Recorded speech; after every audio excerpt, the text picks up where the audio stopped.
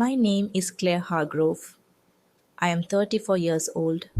3 weeks ago, inside a ballroom full of shipping executives, bank presidents, lawyers, cousins, board members, and people who had smiled at my father for 40 years because his company moved their freight on time. My father held a microphone and turned me into the punchline of his retirement speech. The Crescent Shore Club looked like money pretending not to be money. Crystal chandeliers, navy table linens, white roses, champagne towers, a live jazz trio near the terrace doors. 220 guests in dark suits and expensive dresses, all there to celebrate Thomas Hargrove, the founder of Hargrove Freight Systems, the man the local business magazine had once called the steady hand of New England logistics. He stood on the stage, proud and polished, thanking his wife Elaine, his chosen successor Gavin, his board, his bankers, his country club friends, everyone who had helped him build a legacy. Then he looked toward table 23, the table near the kitchen doors, the table where I had been seated with vendors and distant relatives who did not know my middle name. He smiled. The whole room looked at me because he wanted the whole room to look at me. And of course, he said, warm as honey and sharp as glass, there is my daughter Claire, no diploma, no career anyone can explain, no real future. She has always been the one who floats near the family and hopes the current carries her. People laughed. Some laughed because they thought it was harmless. Some laughed because my father had trained the room to laugh when he laughed. Elaine pressed a hand to her pearls. Gavin looked down at his drink with that little grin of his, the one he wore whenever I was being reminded of my place. I did not cry. I did not reach for my purse. I did not defend myself, because by then I had learned something my father never understood. A woman with proof does not have to raise her voice. I stood up slowly. I lifted my champagne glass. The microphone was still live, and the ballroom was still smiling. Congratulations on your retirement, Dad, I said.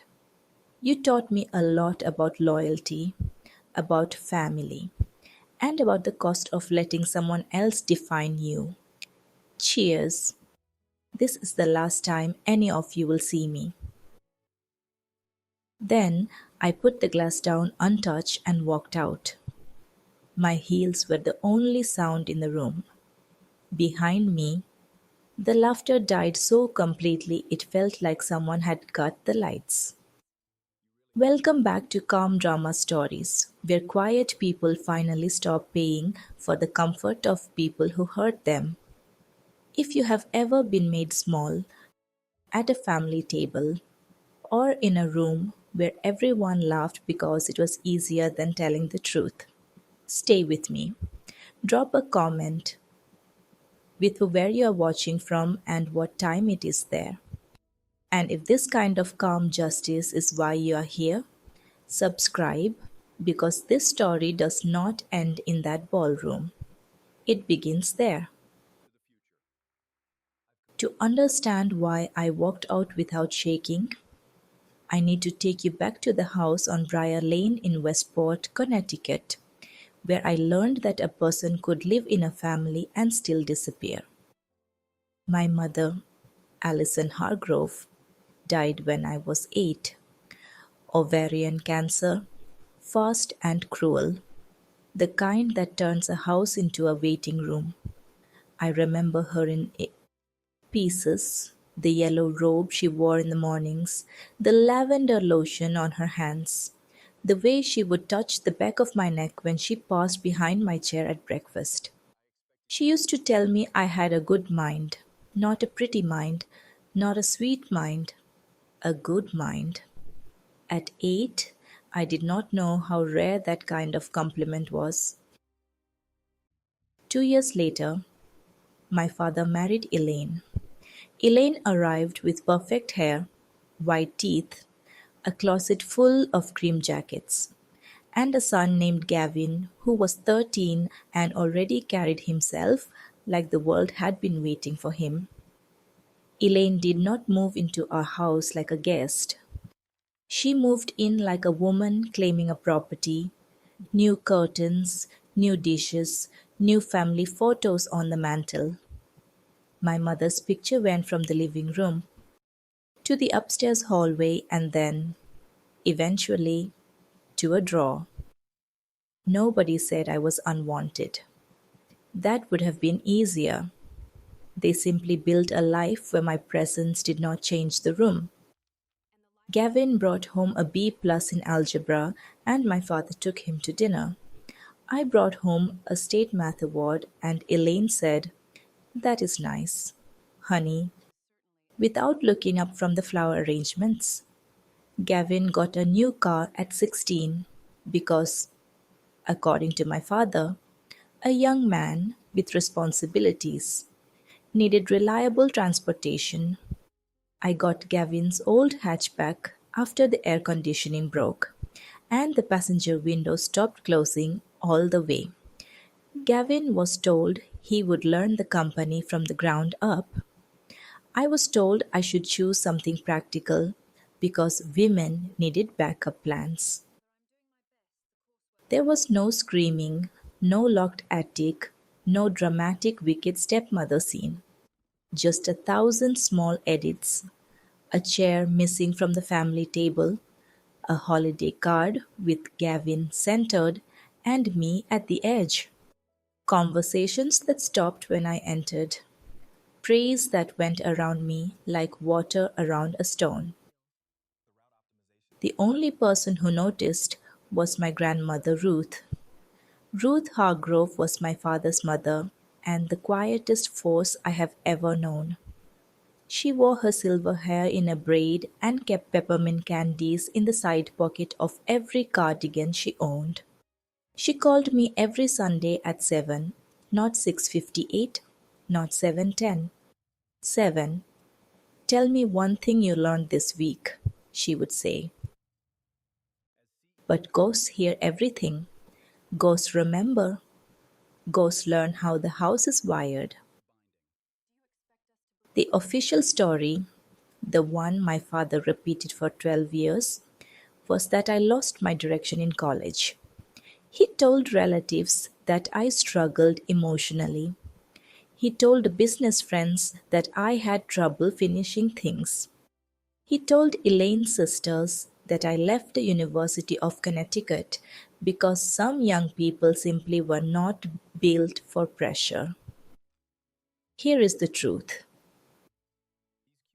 I was 20 years old, a sophomore at UConn, business analytics major, 3.9 GPA, waiting to hear back about a summer operations program in Rotterdam.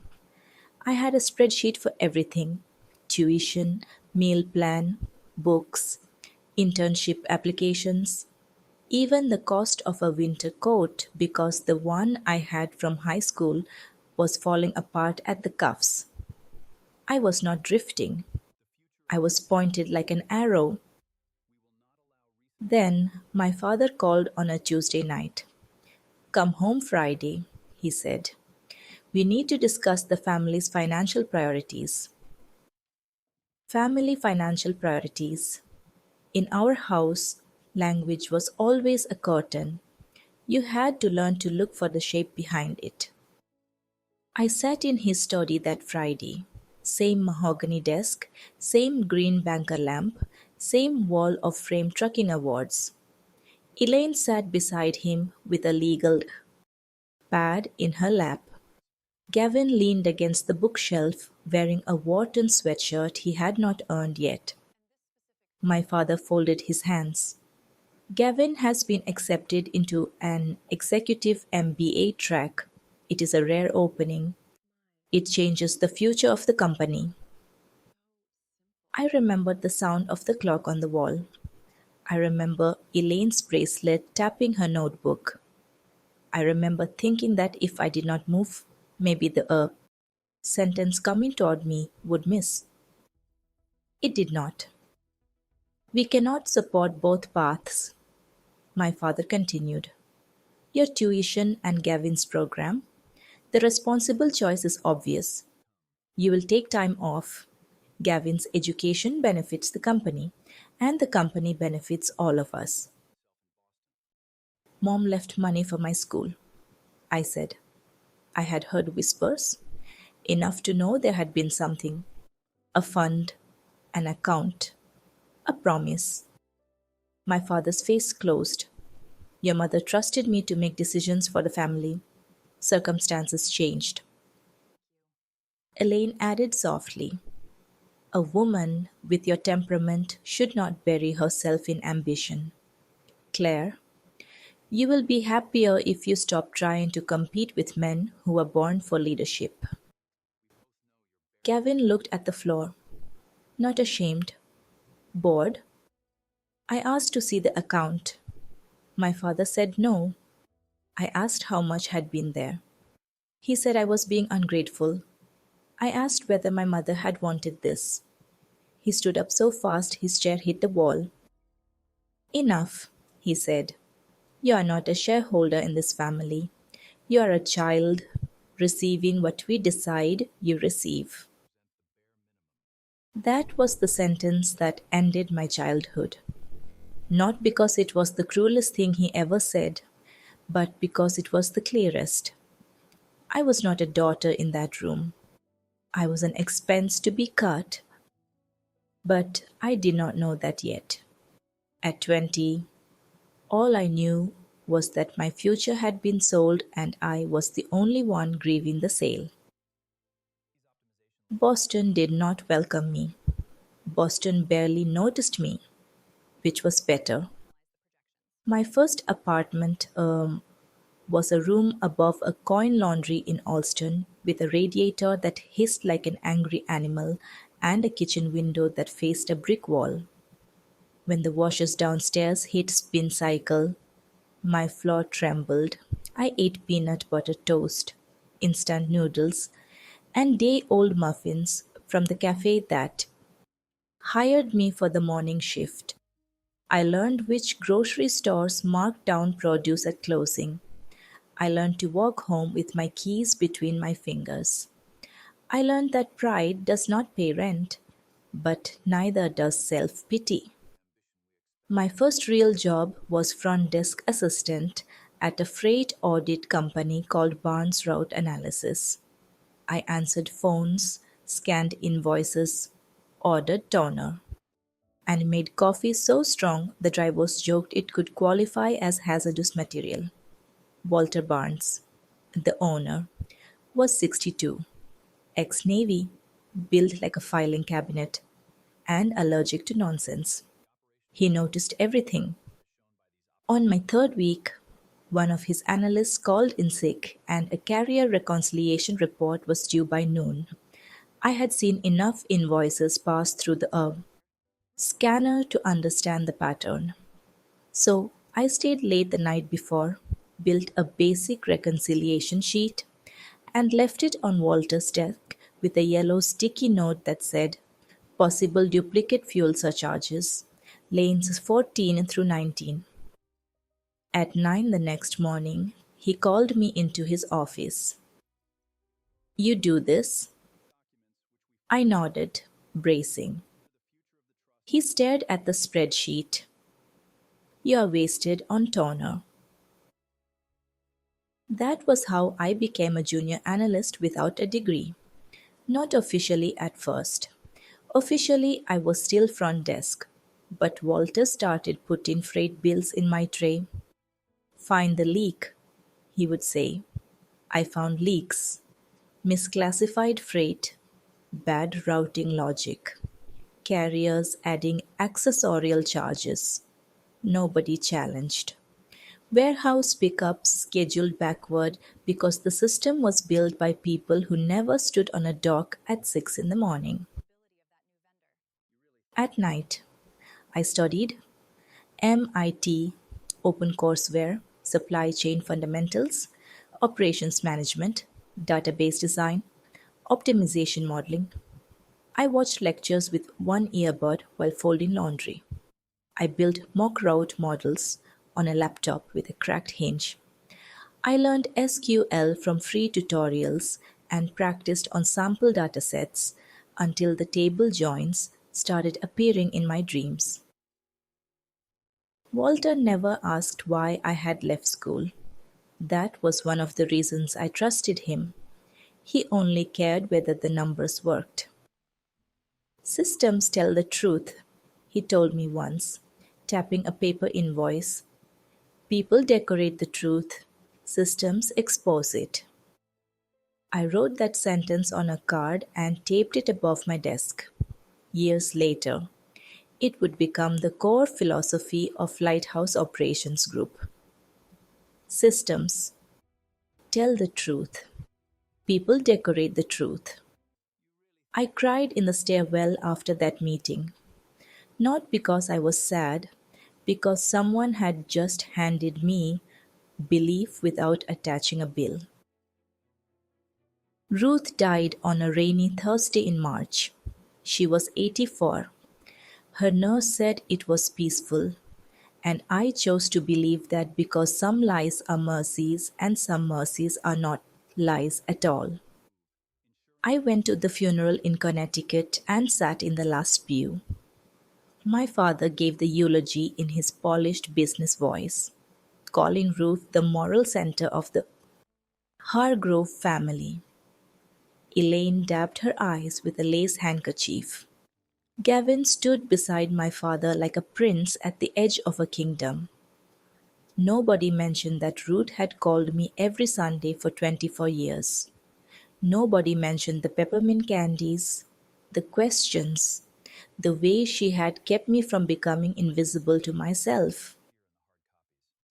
At the reception, I stood near the wall holding a paper cup of coffee and watched people hug Elaine as if she were the chief mourner. My father saw me once. He nodded. That was all. 3 days later, back in Boston, I received a call from Marian Wells, an estate attorney with a calm voice and no wasted syllables. Miss Hargrove, I represented your grandmother Ruth in a separate private trust. She left instructions for me to contact you only after her funeral. I sat down on the floor because there was no chair close enough. The trust held $910,000. Ruth had structured it 8 years earlier, outside the Hargrove family estate, with language so precise Marian sounded almost admiring when she described it. No access for Thomas, no notice to Elaine, no disclosure to Gavin, no argument that the funds belonged to the company, the family, or any future estate dispute. Then Marian read the letter. My dearest Claire, I know what they took from you. I know about the education account your mother left. I fought your father until there was nothing left in me to fight with, and he still chose himself. This trust is not repayment. Nothing can repay years. It is protection. Use it to build the life they tried to make impossible. Do not become cruel. Become free. Love. Ruth. I had spent years telling myself I did not need confirmation. Hearing it still broke something open. Ruth knew. She had known about the fund. She had known my mother had tried to protect me. She had known my father had taken that protection and converted it into Gavin's future and Hargrove Freight's cash flow. For 2 days, I did nothing with the money. I went to work. I ate soup. I sat in the dark with the trust documents on my table and felt every feeling I had postponed since I was 20. Rage, relief, grief, vindication, shame for needing vindication, gratitude so large it hurt. Then I opened a business account for what would become Lighthouse Operations Group. I did not buy a car. I did not move to a luxury building. I did not send my father a photograph of the check and a sentence that said, "You failed." That would have been satisfying for an hour and dangerous for a lifetime. Build the locked room. Lighthouse Operations Group began with me. One rented desk, a second hand monitor, and a logo I made myself at 2 in the morning because I could not justify paying a designer yet. It was a simple blue mark, a lighthouse beam cutting across a grid, not glamorous, accurate. Our first clients were companies too small for the big firms and too tired to keep bleeding money. A bakery distributor with trucks idling half empty on the wrong side of the state. A medical supply warehouse drowning in rush fees because nobody had mapped order timing. A furniture importer whose carrier contracts had not been renegotiated in 6 years. I did not walk into those companies talking about transformation. I asked for invoices, schedules, doc logs, carrier agreements, and 3 months of pain. Pain leaves a paper trail. That was my competitive advantage. By year 2, I hired Noah Price as CFO. Noah was 45, former controller for a shipping cooperative, calm under pressure, allergic to drama, and the only person I trusted enough to know the whole Hargrove story. He had a shaved head, a neat beard, and a way of looking at a financial model that made bad assumptions confess. "So your family thinks you're unemployed?" he asked after I finished explaining the anonymity structure. "They think I am decorative failure," I said. He looked at the revenue projections, then back at me. "That will age poorly for them." Noah became the public business face when necessary. Marianne handled legal, I handled strategy, models, client rescue plans, and the kind of operational detail that never makes a press release but saves a company when fuel prices spike and two carriers fail in the same quarter. We grew slowly on purpose. I did not want headlines. I wanted renewals. A client renewing after a year means you solved a problem they can measure. By our fourth year, Lighthouse had 17 employees, a Back Bay office, and 5.2 million in annual revenue. We were not the biggest firm in logistics optimization. Not even close. We were the firm people called when a network looked fine on a dashboard and wrong in the warehouse. I wore good suits by then, but I kept the first desk chair in the corner of my office as a reminder. It had a cracked armrest and a coffee stain shaped like Maine. Visitors thought it was a design quirk. It was a monument. Every quarter, I sent Ruth's trust account a report in my own head. Not legally, emotionally, revenue, payroll, clients saved, jobs protected, life built. I wanted her to know I had not wasted the protection she gave me. I still did not call my father. I did not know then that one of those trucks was already running on a system my team had designed. Hargrove Freight Systems came to Lighthouse through a third party operations broker. That is the part people always find unbelievable. But the logistics world is smaller and more layered than outsiders think. A regional freight company gets squeezed by fuel costs. A broker recommends a private consulting group with a reputation for quiet turnarounds. A CFO signs an engagement letter with our legal entity account. Managers handle calls. Data transfers through secure portals. The owner never needs to meet the invisible person behind the model. The first time I saw the name Hargrove Freight in our pipeline, I closed my office door and sat alone for 10 minutes. Noah came in without knocking because by then he knew when silence meant numbers and when it meant history. "We can decline," he said. I looked at the intake report. Late loads up 18%, empty miles up 22%, carrier penalties rising, warehouse dwell time unsustainable, 3 national accounts threatening to move to competitors. Gavin had apparently been running a modernization project for 9 months and had produced 6 slides, 2 vendor lunches, and no measurable improvement. "No," I said, "we take it, but they never get my name." The contract was clean: 3 years, renewable, strict confidentiality, termination rights on 30 days' notice after the initial term. Noah signed for Lighthouse. Hargrove's CFO signed for them. Thomas Hargrove never saw my name. The work was brutal. My team rebuilt their routing logic, consolidated warehouse schedules, renegotiated carrier lanes, and exposed a hidden loss pattern in their northeast routes that nobody inside the company had wanted to confront, because fixing it meant admitting Gavin's favorite vendor was overcharging them.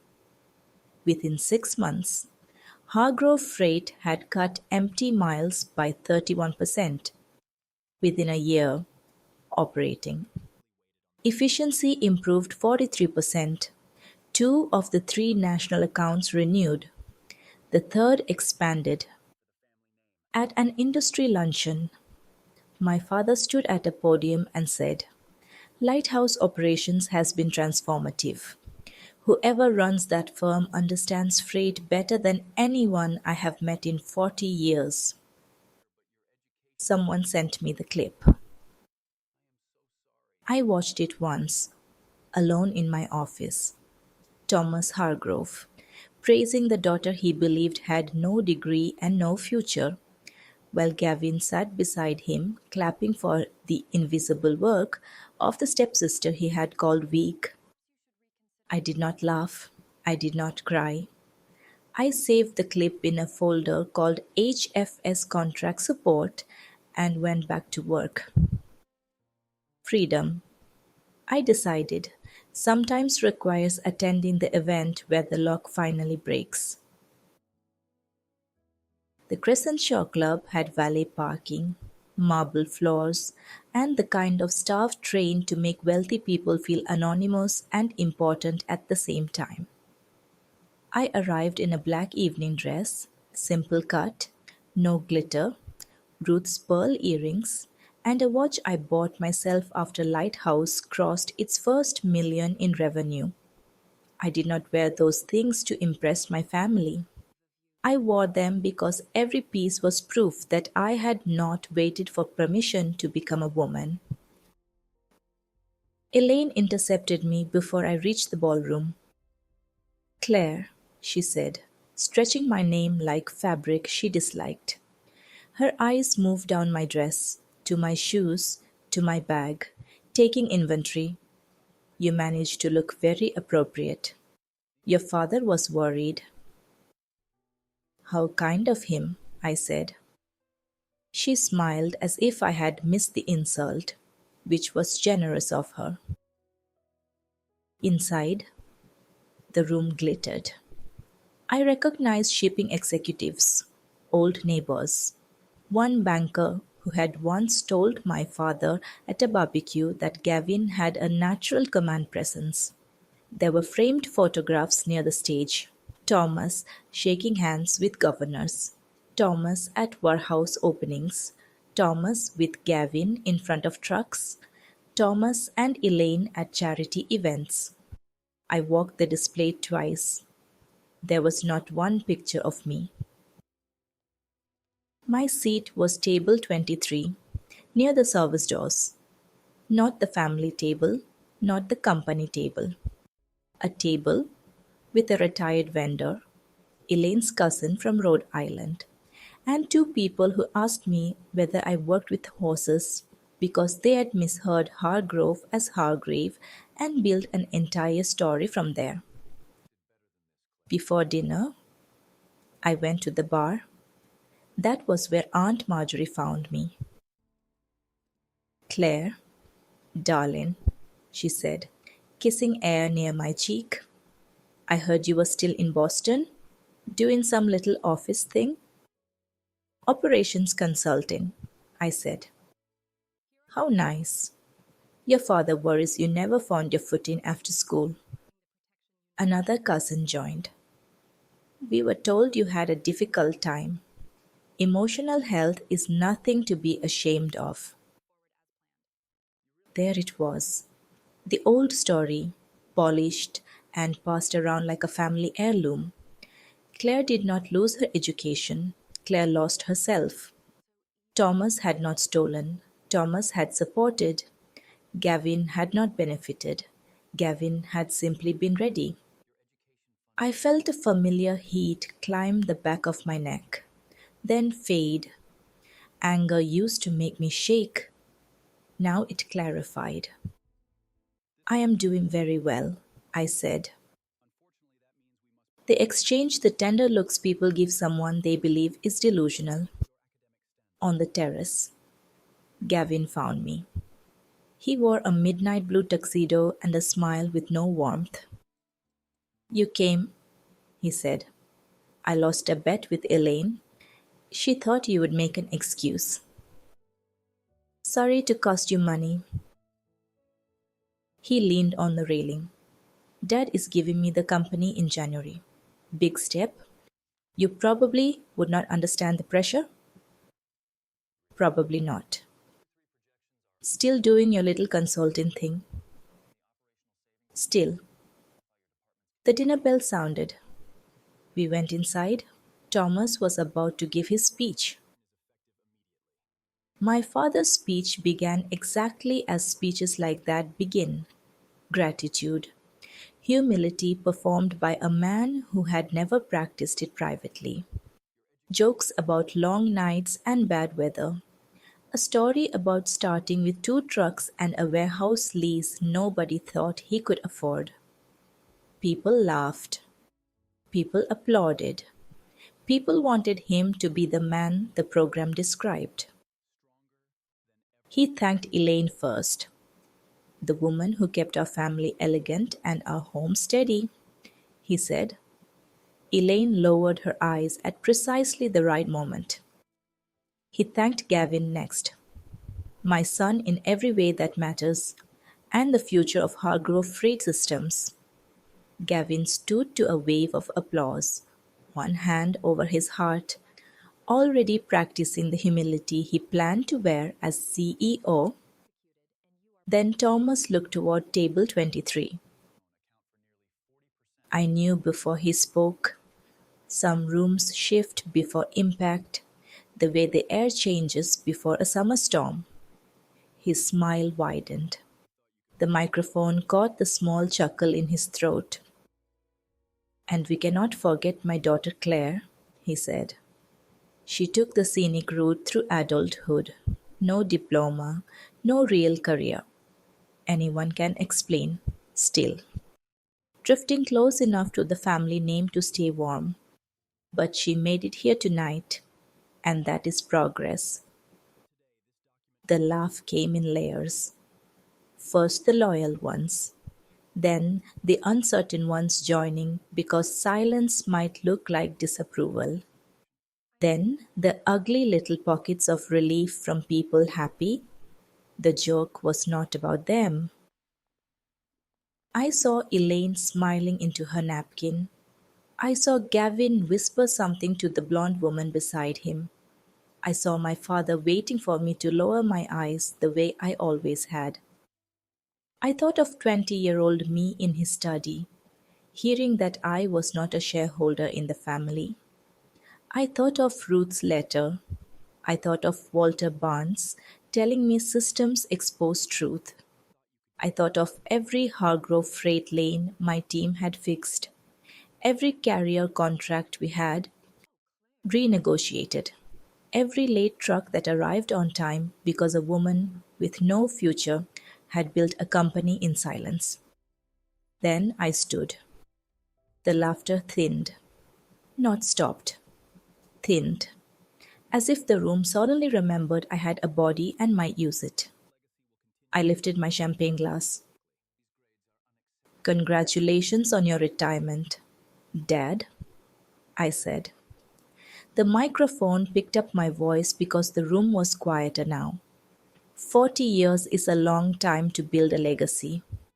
You taught me a lot about work. You taught me what people will take when they believe you will stay silent. You taught me what family loyalty costs when only one person is expected to pay it. His smile twitched. I raised the glass higher. Cheers. This is the last time any of you will see me. I set the glass down, picked up my bag, and walked out. Then I drove away. By morning, the story had already changed. Texts came from numbers I had not heard from in years. Claire, your father says you had an episode. Claire, Elaine is worried about your mental state. Claire, family events are emotional, but public scenes are not healthy. Claire, you should apologize before this damages the company celebration. No one asked what he had said. They asked whether I was stable enough to forgive it. That is how families like mine protect the person with power.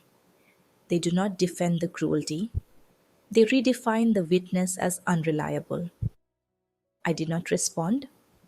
I went to the lighthouse office, held a 9 o'clock client meeting, reviewed a warehouse model, approved payroll, and let my phone vibrate itself, tired in my desk drawer. At 11, Noah came in with a folder. They are asking questions, he said. Who? Hargrove Freight, their CFO called our account manager twice this morning, wanted to know if anyone from Lighthouse attended the gala last night, asked whether ownership was connected to Boston leadership.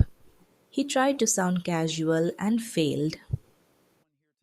So they had started to sense the floor beneath them.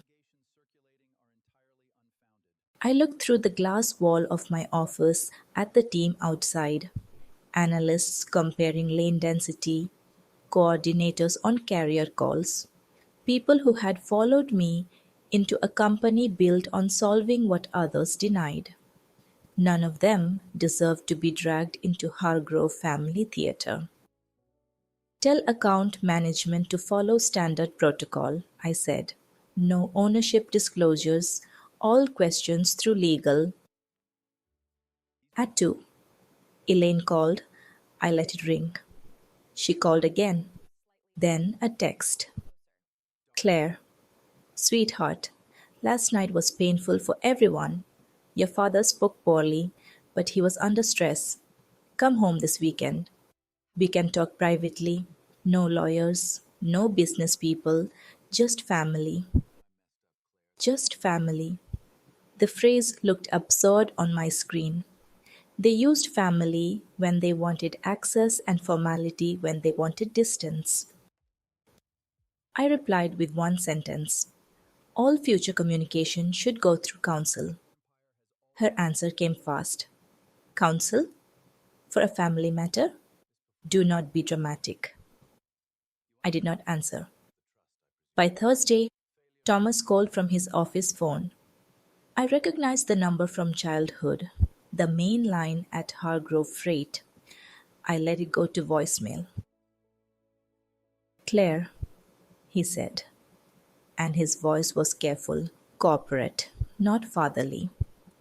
There are rumors connecting you to a vendor of ours. I assume this is some childish attempt to embarrass me. Call me before you make a mistake you cannot undo. Not an apology, not concern. Risk management. I saved the voicemail and sent it to Marianne. Her reply, "It is time to review the contract."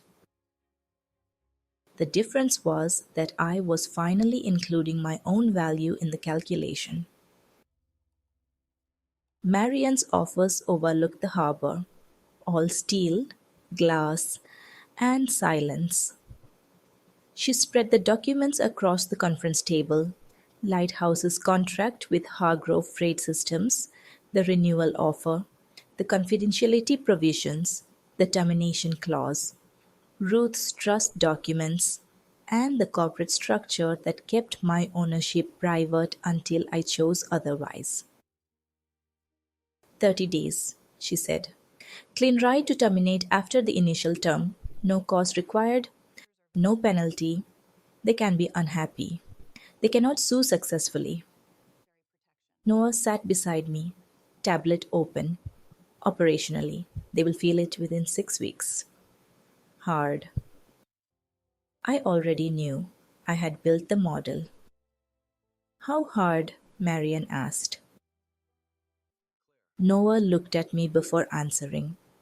They lose the road planning layer, the carrier renegotiation pipeline, the warehouse sequencing model, and our escalation team. They can rebuild pieces, but not quickly. Efficiency drops by at least 30% in the first quarter, 43% if Gavin tries to replace us internally. That number sat in the room. I thought of the 70 warehouse workers who had nothing to do with Thomas. I thought of dispatchers, drivers, clerks, people with mortgages and children. Boundaries are clean in theory and messy in payroll. Can we transition without burning employees? I asked. Noah nodded. 30 days of support, full data handoff, vendor list, process documentation. We can behave professionally even if they did not. That mattered. I did not want to become my father in reverse. The official termination letter was sterile: strategic realignment, capacity allocation, 30-day notice, transition cooperation, gratitude for the prior engagement. It said nothing a court could twist and nothing a gossip could savor. The personal letter took longer. I wrote 7 drafts. The first was a scream. The second sounded like a legal brief. The third sounded like a daughter begging a father to understand a pain he had caused deliberately. I deleted all of them. The final version was 1 page. Dear Dad, at your retirement party, you told 220 people that I had no diploma, no career, and no future. You should know that Lighthouse Operations Group is mine.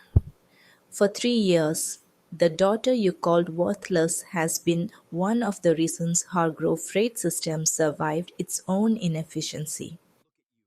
I am ending the contract according to its terms. This is not revenge, it is a boundary.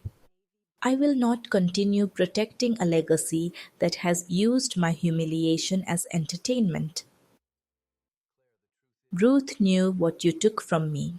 She protected me when you did not.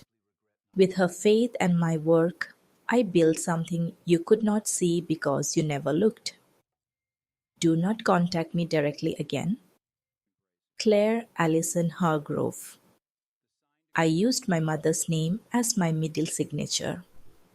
Allison, the woman who had tried to leave me an education and whose money had been converted into Gavin's future. I wanted my father to see it in ink. It was time for them to walk into my house. Conference room B had a long white table, glass walls, and a view of the analyst floor. I chose it because secrets had done enough damage in my life. The meeting would be civil or it would be witnessed. Thomas stood at the window when I entered. Elaine sat stiffly with her handbag in her lap.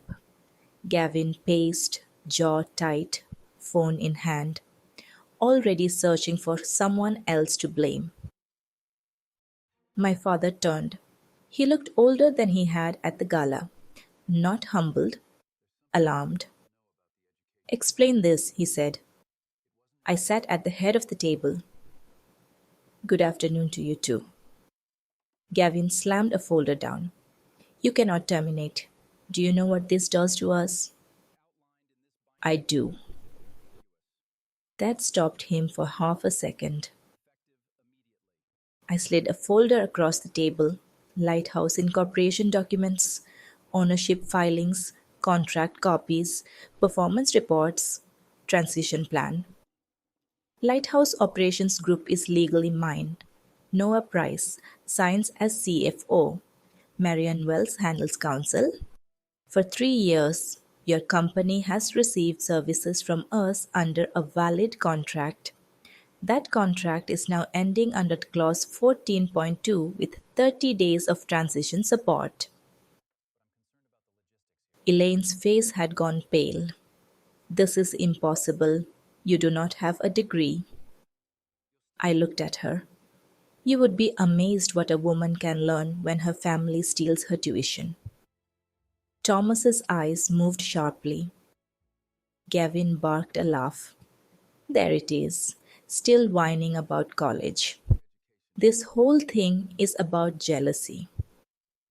No, I said. This is about dependency. Yours. I turned the performance report toward him. Your modernization project failed before Lighthouse entered. Empty miles, late loads, carrier penalties, warehouse dwell time. We fixed what you could not. You inherited a company already leaning on work you mocked. That is not my jealousy. That is your risk exposure. Gavin's mouth opened, closed. Thomas leaned forward. What do you want? Money? An apology? A board seat? There it was. Transaction before remorse. Nothing you can give me. Everyone wants something, he snapped. I wanted a father when I was 20. I wanted the education my mother paid for. I wanted you to tell the truth when you chose Gavin's future over mine. I wanted you to stop using me as a cautionary tale at country clubs. Those windows closed. Elaine's voice trembled, but not with guilt. Families say things. You are punishing everyone over a joke. No, I am ending a business relationship after a pattern of personal disrespect and unacceptable reputational risk. If you prefer corporate language, there it is. Thomas picked up Ruth's trust document copy, the one Marian had said I could show but not leave with him. His hand froze when he saw the amount. Ruth did this? Yes. She had no right to hide money from the family. It was her money. She had every right. She used that right to protect me from you. For the first time, something cracked in his expression. Not apology. Recognition. The knowledge that his own mother had judged him and planned around him. No, I said, but I am free. 1 week later, Uncle Peter called. I had not spoken to Peter Hargrove since Ruth's funeral. He was my father's younger brother, the family artist, the man who had chosen teaching over trucking and therefore became, in Hargrove terms, unreliable.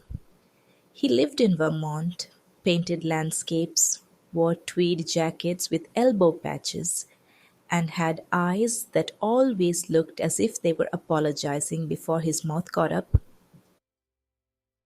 Claire, he said, I heard what happened at the gala. At your office? It traveled that fast? In Fairfield County? Faster? I waited. He exhaled. There's something I should have told you years ago. I was a coward. Ruth told me to tell you if she died before doing it herself, and I still waited. I am sorry. The room seemed to narrow. Tell me now. Peter was quiet for a long moment. Your mother had an education fund for you, not a vague promise, a real account. Allison set it up before she got sick, and Ruth added to it after the diagnosis. By the time you were 18, it could have paid for 4 years anywhere reasonable and most of a graduate degree. I already knew pieces. Hearing the whole shape still hurt differently. Thomas took it, Peter said. Some went to Gavin's Wharton program. Some went into Hargrove Freight when cash was tight. He justified it by saying the company would support the whole family later. Ruth found out. They had the worst fight I ever heard. She threatened to sue him, but Allison's paperwork had left Thomas too much discretion. He had legal cover and no moral cover at all. I sat down because my knees had become theoretical. Why did nobody tell me? Because your father controlled the story. Because Elaine said it would destroy the family. Because I was afraid of losing Ruth if I turned the fight into a war. Because cowardice often wears the mask of peace. Pick any answer. They are all true. For years I had suspected theft. Suspicion has edges. Confirmation has weight. It sat on my chest like a stone. He told everyone I was unstable. Yes, Peter said. His voice broke. That was Elaine's idea.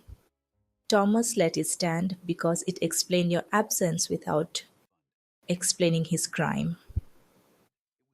There are moments when anger becomes so large it goes quiet. I did not scream. I looked at the wall of my office where the lighthouse logo hung, that blue beam crossing the grid. And I thought about the life I built on the other side of what they stole.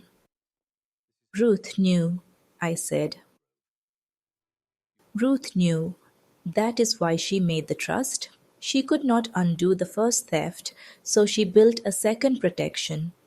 She loved you fiercely, Claire, fiercely. After we hung up, I opened the locked drawer where I kept Ruth's letter.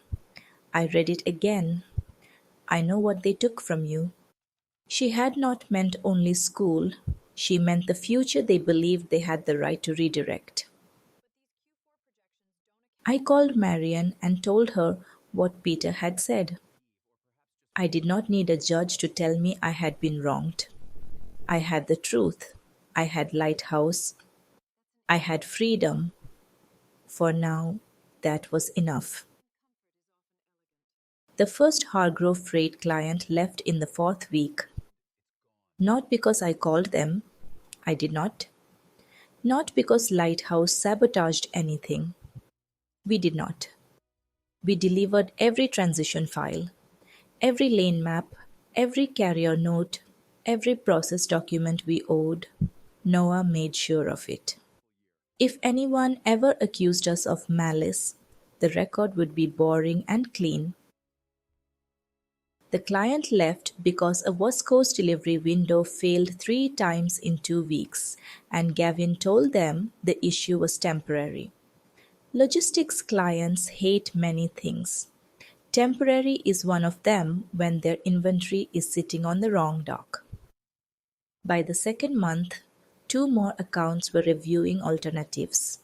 Warehouse overtime rose. Carrier rates crept up. A routing. Vendor Gavin hired promised artificial intelligence and delivered dashboards in colors nobody asked for. Dispatchers began rebuilding manual workarounds. Manual workarounds are how companies confess that the system is broken. Then the layoffs came. 84 employees just before the holidays. Hargrove Freight called it a strategic workforce adjustment. Slash greater than the local paper called it a difficult but necessary restructuring. Former employees called it what it felt like panic. I read the article once and closed it. I did not feel triumphant. I felt responsible and not responsible, which is a hard combination to hold. Boundaries do not spur everyone from consequences. They simply stop making you the only person required to absorb them. Thomas's reputation fell faster than the company metrics. That surprised me more. I had assumed the business community would protect him. Men like my father usually survive cruelty because cruelty is treated as personality when the balance sheet is strong. But 220 people had heard him mock me. Then those same people learned, not from me, that lighthouse was mine. People can forgive arrogance. They are less forgiving of miscalculation. At a shipping council dinner, Thomas reportedly sat alone. At the Crescent Shore Club, Elaine resigned from a charity committee after someone asked too loudly whether the daughter with no career was still available for consulting.